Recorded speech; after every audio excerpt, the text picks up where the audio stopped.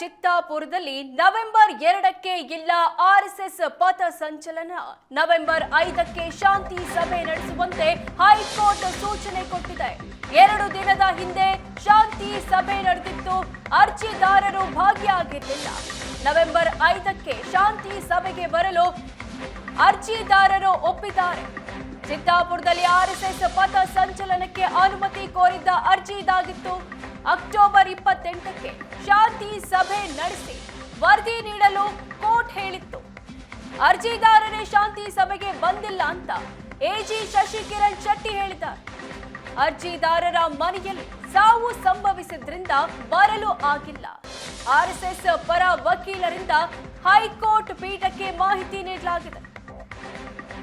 ಕಲಬುರಗಿಯ ಚಿತ್ತಾಪುರದಲ್ಲಿ November 2ಕ್ಕೆ RSS ಪಥ ಸಂಚಲನ ನಡೆಯೋದಿಲ್ಲ.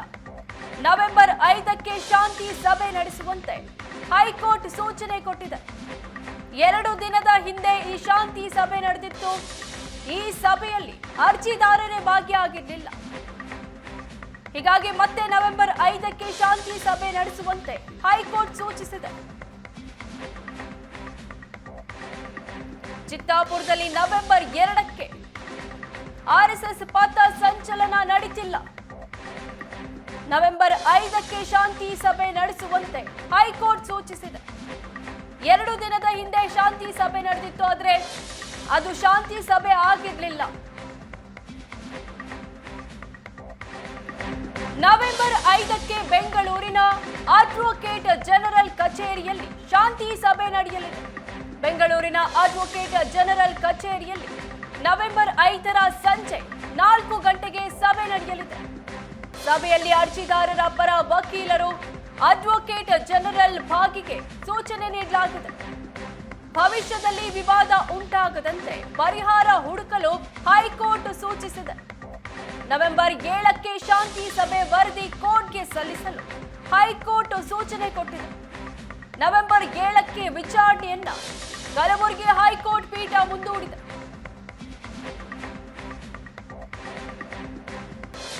ಬೆಂಗಳೂರಿನ ಅಡ್ವೊಕೇಟ್ ಜನರಲ್ ಕಚೇರಿಯಲ್ಲಿ ನವೆಂಬರ್ 5ರ ಸಂಜೆ 4 ಗಂಟೆಗೆ ಸಭೆ ನಡೆಯಲಿದೆ.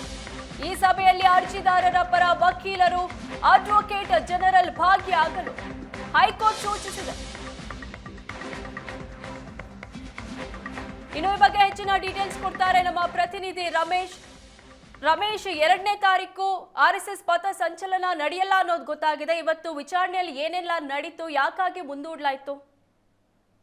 ಪ್ರಗತಿ ಅಂದ್ರೆ ಕಲಬುರಗಿ ಜಿಲ್ಲೆಯ ಚಿತ್ತಾಪುರದಲ್ಲಿ ಏನೋ ಒಂದು ಪಥಸಂಚಲನವನ್ನ ನಡೆಸಲಿಕ್ಕೆ ಆರ್ಎಸ್ಎಸ್ ಒಂದು ಏನು ತಯಾರಿಗಳನ್ನ ಮಾಡ್ಕೊಂಡಿತ್ತು. ಆರ್ಎಸ್ಎಸ್ ಪಥಸಂಚಲನಕ್ಕೆ ಅನುಮತಿಯನ್ನ ಕೋರಿ ಹಲವು ಬಾರಿ ಅವರು ಅನುಮತಿಯನ್ನ ಕೋರಿದ್ದಾರೆ. ಆ ಅನುಮತಿಯನ್ನ ನೀಡ್ಲಿಕ್ಕೆ ಸಾಧ್ಯ ಅಂದ್ರೆ ಆ ರಾಜ್ಯ ಸರ್ಕಾರ ನೀಡಿಲ್ಲ. ಈ ಸಂಬಂಧಪಟ್ಟಂತೆ ಒಂದು 28ನೇ ತಾರೀಕು ಒಂದು ಶಾಂತಿ ಸಭೆಯನ್ನ ಮಾಡಿ ಇವತ್ತಿಗೆ ಒಂದು ವರದಿಯನ್ನ ಸಲ್ಲಿಸಿ ಅಂತೇಳಿ ಹೈಕೋರ್ಟ್ ಆದೇಶವನ್ನ ಕೂಡ ಮಾಡಿತ್ತು. ಹಾಗಾಗಿ ಇವತ್ತು ವಿಚಾರಣೆ ಆರಂಭ ಆದಂತ ಸಂದರ್ಭದಲ್ಲಿ ಅಲ್ಲಿ ರಾಜ್ಯ ಸರ್ಕಾರದ ಪರವಾಗಿ ಹಾಜರಿದ್ದಂತ ಎಜಿ ಶಶಿಕಾಂತ್ ಶೆಟ್ಟಿ ಅವರು ಒಂದು ವಿಚಾರವನ್ನ ಅಲ್ಲಿ ಉಲ್ಲೇಖವನ್ನ ಮಾಡ್ತಾರೆ. ಅಂದ್ರೆ ಶಾಂತಿ ಸಭೆ ನಡೀತು, ಶಾಂತಿ ಸಭೆಯಲ್ಲಿ ಅಪೂರ್ಣ ಆಗಿದೆ. ಯಾಕಂದ್ರೆ ಅರ್ಜಿದಾರರೇ ಒಂದು ಸಭೆಗೆ ಬಂದಿರ್ಲಿಲ್ಲ. ಹಾಗಾಗಿ ಅಂದ್ರೆ ಅವರೇ ರೀತಿ ಇದು ಸಹಕರಿಸ್ತಾ ಇಲ್ಲ, ಮತ್ತೆ ಈ ಒಂದು ವಿವಾದವನ್ನ ಬಗೆಹರಿಸಲಿಕ್ಕೆ ಅರ್ಜಿದಾರರೇ ಕೂಡ ಸಹಕರಿಸ್ತಾ ಇಲ್ಲ ಅನ್ನುವಂತ ವಿಚಾರವನ್ನ ಎಜಿ ಶಶಿಕಾಂತ್ ಶೆಟ್ಟಿ ಅವರು ಹೇಳ್ತಾರೆ. ಆ ಸಂಬಂಧಪಟ್ಟಂತೆ ಅಂದ್ರೆ ಅರ್ಜಿದಾರ ಪರ ವಕೀಲರೇನೋ ಹಿರಿಯ ವಕೀಲ ಅರುಣ್ ಶ್ಯಾಮ್ ಅವರಿದ್ದು ಅವ್ರು ಹೇಳುವಂತಂದ್ರೆ ಅರ್ಜಿದಾರರ ಮನೆಯಲ್ಲಿ ಒಂದು ಸಾವು ಸಂಭವಿಸಿತ್ತು, ಹಾಗಾಗಿ ಅವರು ಬರ್ಲಿಕ್ಕೆ ಸಾಧ್ಯ ಆಗ್ಲಿಲ್ಲ ಅನ್ನುವಂಥದ್ದನ್ನ ಹೇಳ್ತಾರೆ.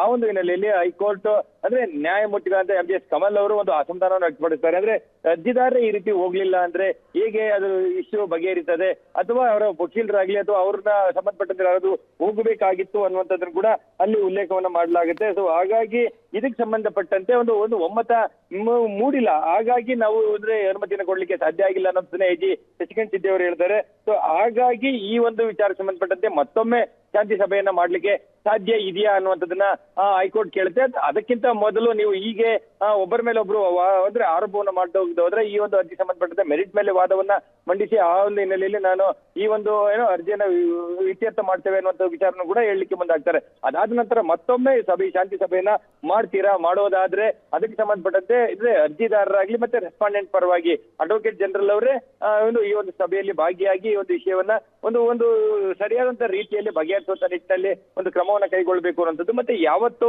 ಈ ಒಂದು ಶಾಂತಿ ಸಭೆಯನ್ನ ಮಾಡ್ಲಿಕ್ಕೆ ಸಾಧ್ಯ ಆಗುತ್ತೆ ಅನ್ನುವಂಥದ್ದು ಕೆಲಸ ಸಂದರ್ಭದಲ್ಲಿ 5ನೇ ತಾರೀಕು ಈ ಒಂದು ಶಾಂತಿ ಸಭೆಯನ್ನ ಮಾಡ್ತೇವೆ ಅನ್ನುವಂಥದ್ದನ್ನು ಕೂಡ ಎಜಿ ಅವರೇ ಹೇಳ್ತಾರೆ.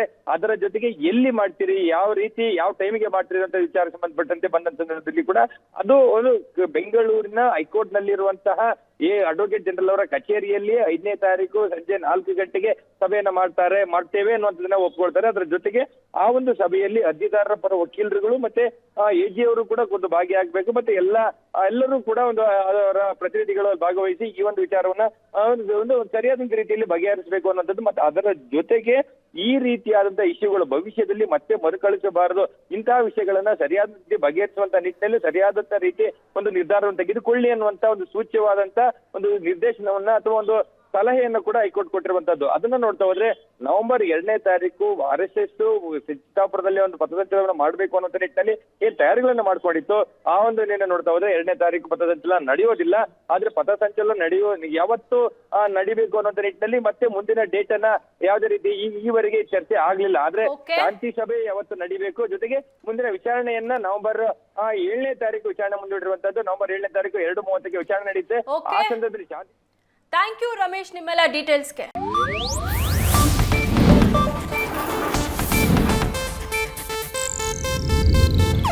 ಇದು ಏಷ್ಯಾನೆಟ್ ನ್ಯೂಸ್ ನೆಟ್ವರ್ಕ್ ಪ್ರಸ್ತುತಿ.